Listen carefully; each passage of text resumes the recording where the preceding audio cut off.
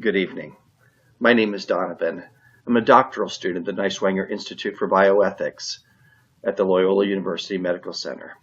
This presentation is in partial fulfillment of requirements for the doctoral program. Initially, sisters were the only ministers, the ministers who did the work done in their own name.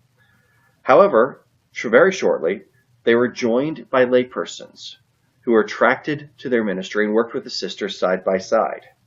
As they did so, they learned not only the skills of the medical profession, but they absorbed the sisters' spiritual foundation as they were exposed to their life of prayer and their inherent spirituality. The sisters who began so many of our healthcare ministries were first and foremost communities of faith. Their members were grounded in a deep love for Jesus that manifested itself in a commitment to care for those who are most poor and vulnerable, and to do so in community with God and with one another. They shared a commitment to initial and ongoing formation, and they would continue to nourish their spiritual lives through a well-structured rhythm of communal and individual prayer.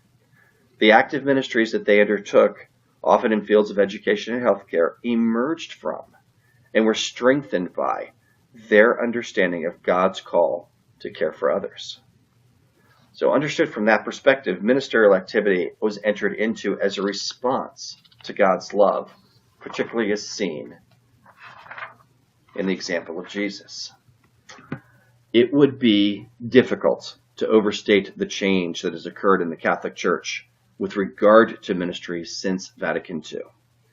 As the Catholic Church responded to those teachings, concepts such as the universal call to holiness and the right and duty of the baptized to fully engage in the mission of the Church, as well as the shrinking number of both priests and vowed religious, led to a much broader understanding of this term ministry.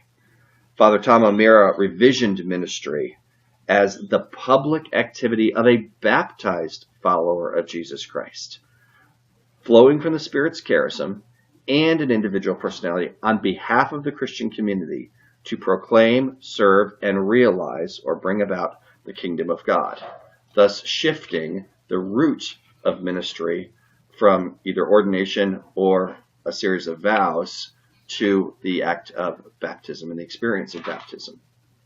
As I noted, the bishops have some concern about how this will happen. John L. Allen, at a community ministry board retreat, noted that the great concern of the bishop is not that such ministries be staffed by those who are not only technically competent, but spiritually formed.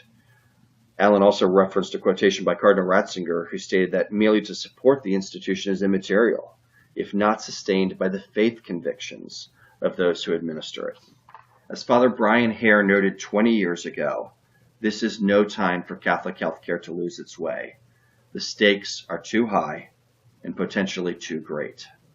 Should we fail, then I fear Sister Jean will have been more than prophetic in her concern that we may wake up one morning successful and competitive, but no longer a ministry.